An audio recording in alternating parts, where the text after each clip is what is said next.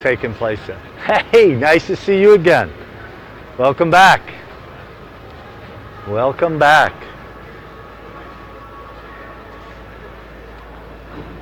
Okay, welcome again. Some of you, welcome again. Good to see you guys again. Thanks for being here. We're going to talk about some advanced NSX topics. My name is Tim Burkhardt. I'll be happy to work with you today for a little 30-minute presentation about troubleshooting some NSX tables, the VTEP table, the MAC table, the ARP table. How many of you have NSX deployed already? One hand, two hands, three hands, four hands, five hands. Hi, good to see you again. Yeah. Okay, so some of you know about these tables, and some of you don't have the foggiest idea what I'm talking about. Is that right? A VTEP table. Do you know what a VTEP table is? Somebody say no. Oh, okay, I got one of these. So that's good. We learned something new today, hopefully. So it's going to be the mystery. See, that's the thing. It's a mystery of what these tables are. And we're going to talk about those tables. First, we're going to introduce a little bit of the infrastructure for NSX and how it communicates. And then we'll talk about the NSX central CLI, which was introduced with 6.2. So we kind of centralize that command line stuff so we don't have to touch each controller as we go through to try to find this table information on them.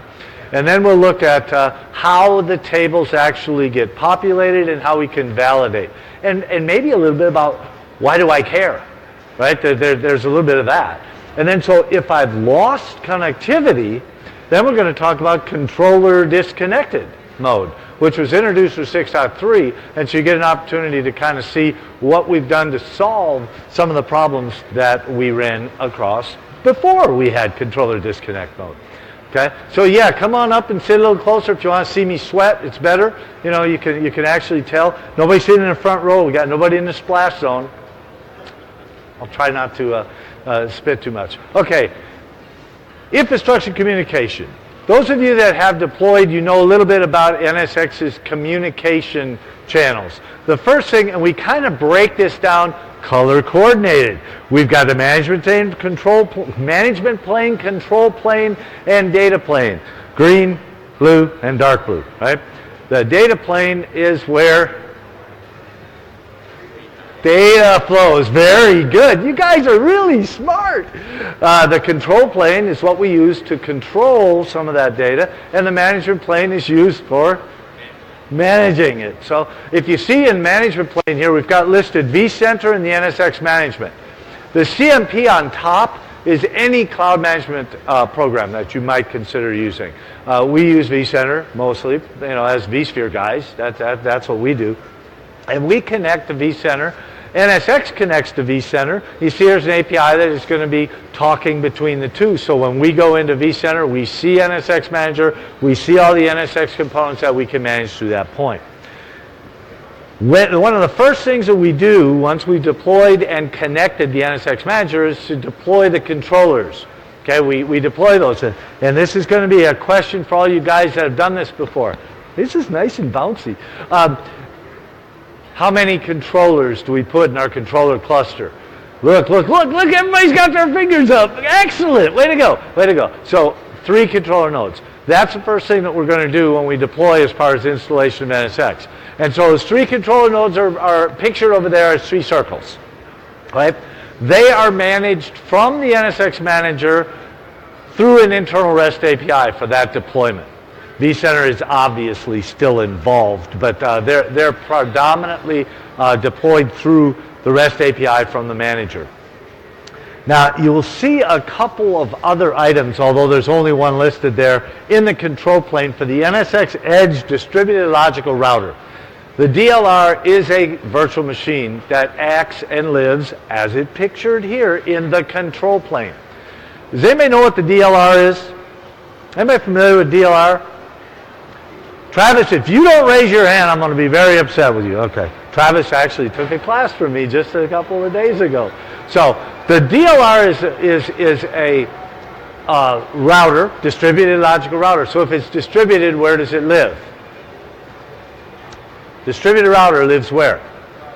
In the hypervisor. Very good. In the hypervisor. Basically on every host. What's this virtual machine for? Well, that's for control plane traffic, Tim. That's why it's in the control plane. Gosh, you're right. Very good, very good. So if it's in the control plane, what's it doing? Well, it's a router. It's a router control plane. What control plane traffic does a router use? Routing protocols.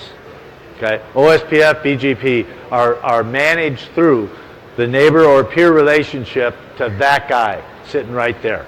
That's what that DLR control VM is for. Go ahead, say that with me real fast 3 times. DLR control VM. DLR control VM.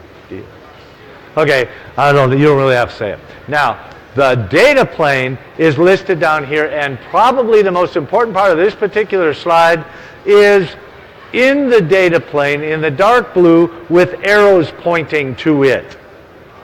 There's a vSphere API that vCenter is going to work on my side, but then there's 2 arrows over there that the controller and the NSX manager point to.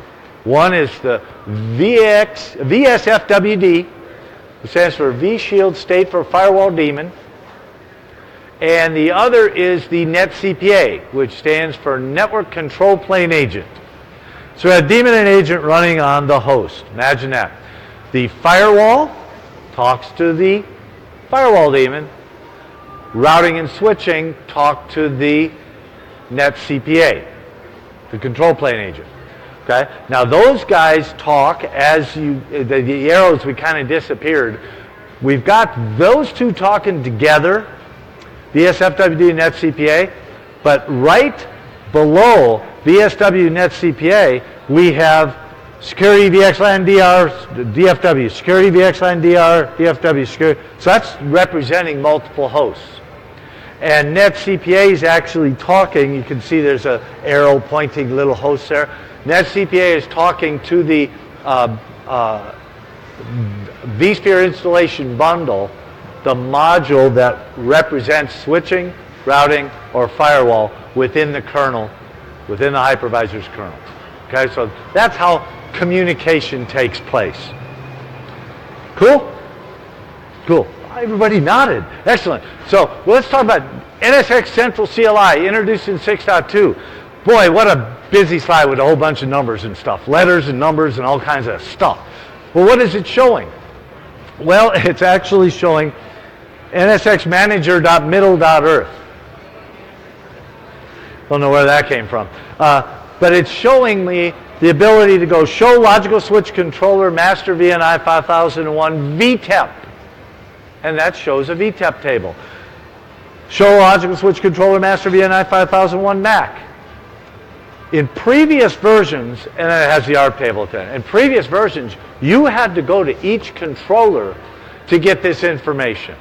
This is showing me at the central CLI that I have 3 VTEPs that are working with VNI 5001. It's showing me I have 4 MAC address in VNI 5001. It's showing me I have 4 IP to MAC mappings in VNI 5001. Okay, so the VTEP table identifies all the different hosts that have membership that are active in that logical switch. It shows all the MAC addresses, and if you look closely at that, it's got MAC address and a VTEP IP. What that's basically doing is saying this virtual machine lives on that host. Okay, that's what the MAC table does. The ARP table is pretty self-explanatory to anybody that's ever done any networking. It is the IP to MAC mapping of the virtual machine. Okay, so we've used 3 tables. Those tables are stored in the controller node to eliminate the need to have multi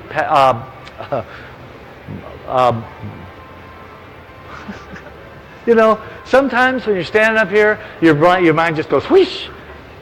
Okay, in order to not have to have IGMP and multi-group, help me out here.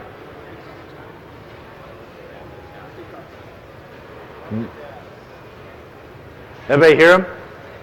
It's a good thing they know, because I sure don't know.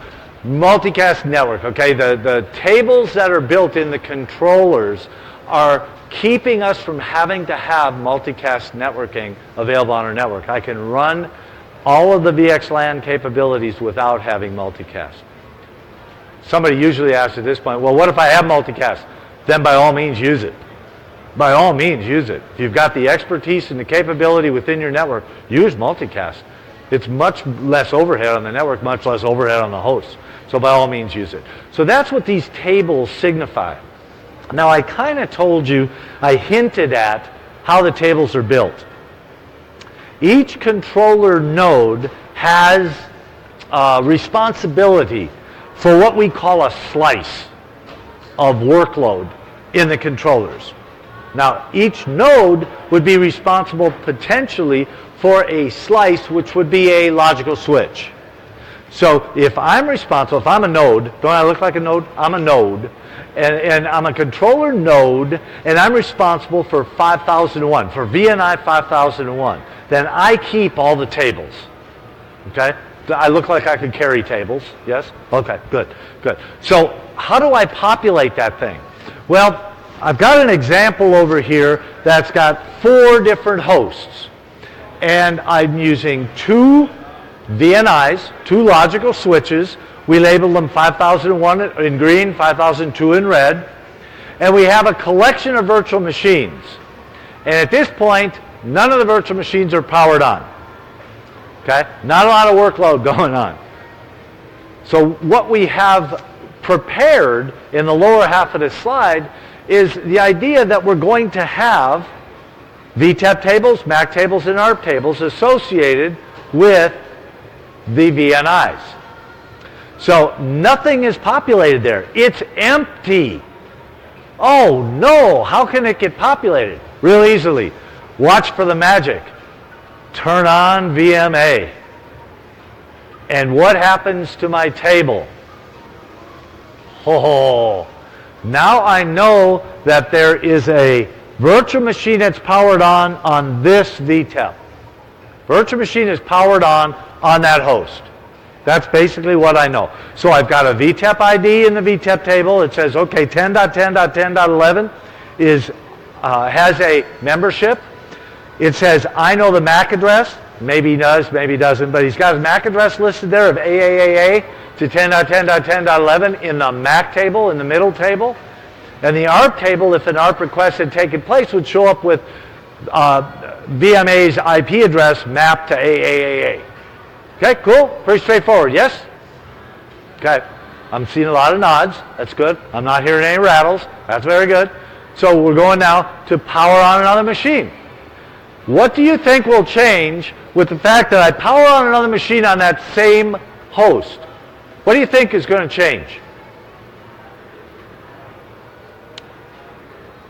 Do you think anything's going to change? Do you think there's going to be any additional information in the VTEP table?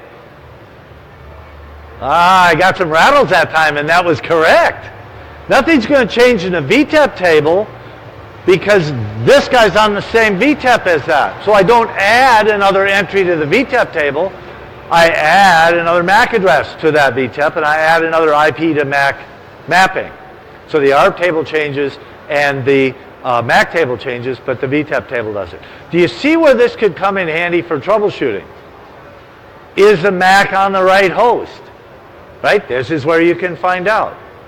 Okay, now I'm going to power on another machine. Voila, magic. It's over there. It's over there. It's VME, Echo.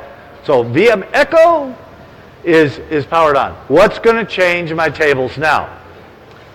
Am I going to have another entry in the VTEP table? Yes, I am. I've got a different host, right? So I'm going to have a new entry here, and of course an entry in the MAC table and an entry in the ARP table. Okay? So now because I've got multiple hosts involved, I'm going to have multiple VTEPs because there's one VTEP in a host. And it's identifying which host. So now I know, well, if I'm going to try to find EEEE, that sounds like if I'm going to try to find EEEE, I'm going to have to go to host 3 over there with the IP 20-11.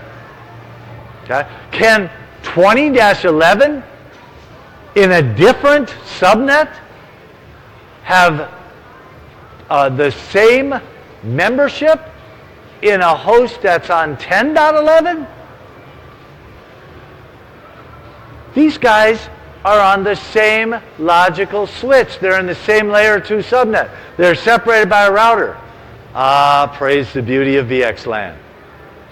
VXLAN gives you the capability of extending your layer 2 network across the layer 3 boundaries. So that's absolutely correct. VMA, VMB, and VME are all on the same layer 2 network. They are going to ARP for each other because they're on the same network. Well, wait, they're on a different network because the router's in between. The hosts are on a different network, but the VXLAN extends across that layer 3 network. Okay?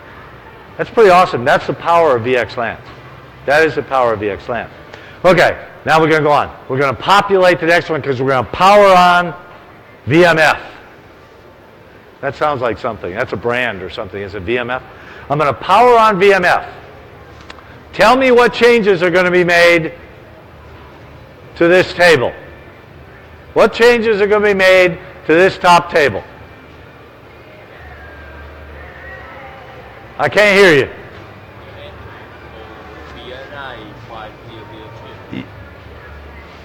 So we're going to change that here? Why are you shaking your head? This is good stuff. Why are you shaking your head? It's going to go down here. Awesome. Awesome. Very good. That's what happens when we power on. VNI tables are separate. They're separate. So this could actually be on a different controller node. This could be on a different controller node. It probably is on a different controller node. Okay? So that table would be set up on that. Does that make sense to everybody? Okay. I have a question for you. Who's heard of CDO, or controller disconnect? One, going twice. Nah, you didn't hear that, Travis. Travis took that class. Maybe he did. So, not too many of you. CDO, or controller disconnect node, was actually introduced to a 6.3 of NSX. So it's a fairly new product, right? Fairly new concept. Now let's think about what this thing does. Whoops, whoops, whoops, whoops, whoops. Sorry about that, guys.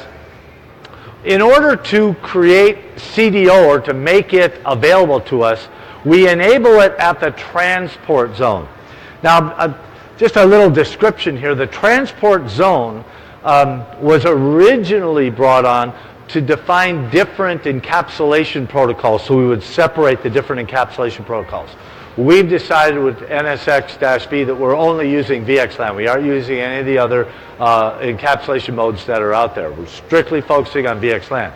So our transport zone is really the collection of VTEPs that we're going to be able to share VNI information on. Okay? So at the transport zone, we can enable this thing called controller disconnect operation. Okay? And what we set it up, you can see over on the far right hand that it is enabled in the box over on the right there. The bullets, if you actually are reading, most of you can read, I assume. No, you know, it's English, so maybe it's not. It says, CDO mode cannot be enabled if the transport zone contains a VDS shared by another transport zone. Well, most of our implementations have been a single transport zone. Most of our implementations are done that way. Okay, so that's generally not a limitation. There is an exception, and it's the sub-bullet there. The exception is if I'm using a universal transport zone. When do we use a universal transport zone? Cross vCenter, when we're tying vCenters together. Now we can use CDO across a universal transport zone, and on the far right, that's actually what we're looking at.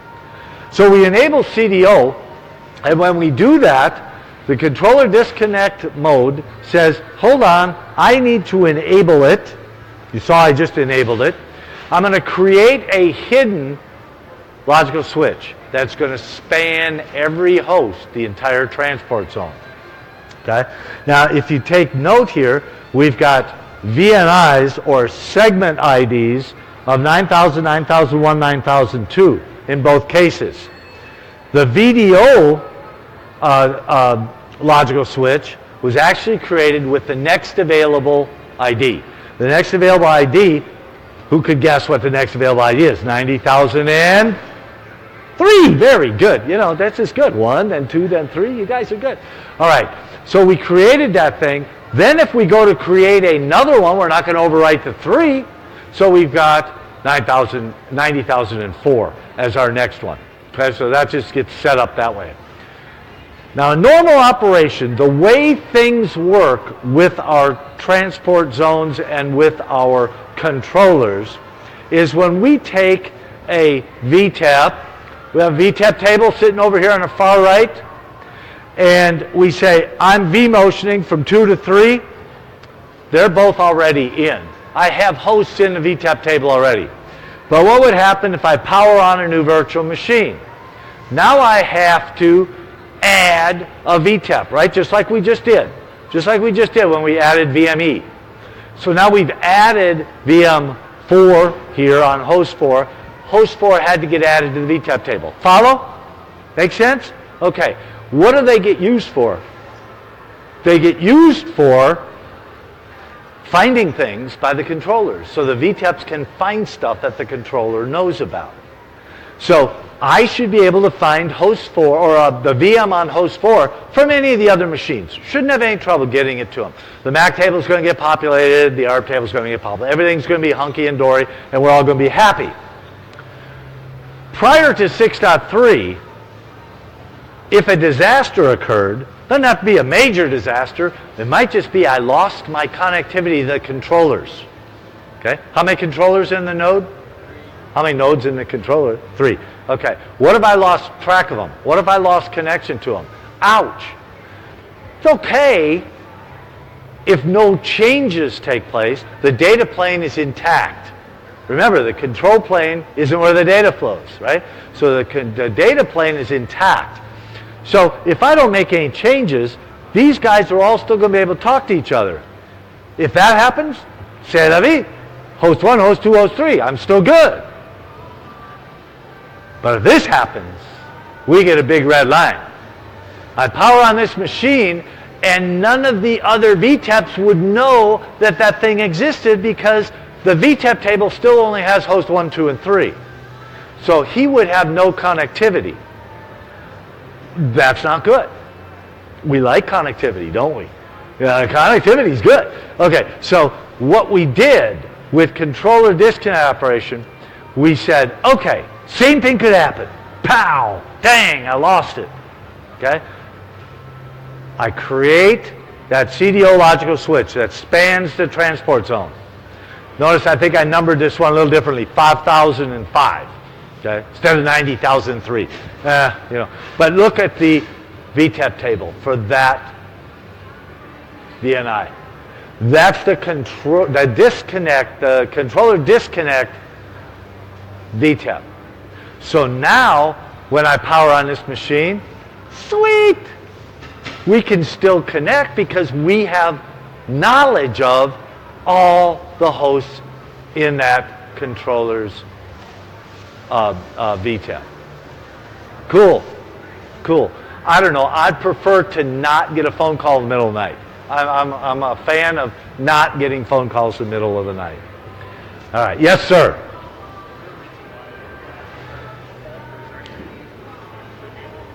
I'm sorry. I can't quite hear you. The music's kind of loud. Is there any reason you wouldn't want on any CDO, or why is it by default? You do have to choose to enable it, and I think I love why questions. Why they developed it the way they developed it. I'm not absolutely positive of why they did. There doesn't seem to me to be a great deal of excess overhead in doing it. I mean, there is some. There is a little bit. But it's that's the only thing I can think of that there might be a little bit of extra overhead. And it might not be necessary in some organizations that have spanned all their VNIs and there's no need. You know, if you've got population on the cluster, it's only 3 wide or 4 wide, and you've got population on all of them, you wouldn't need it. So maybe that's why. Possibly. That's a good question. No, thank you. Okay. Anybody else? I got a slide up here. It says I can ask for questions, but I'm not there yet. But we can go ahead and ask for any questions. Any other questions? Does that make sense? Do you understand how the population of the tables? Now, why would you use it? What possible reason would you have? Anybody think of any? I know you got one. What do you think?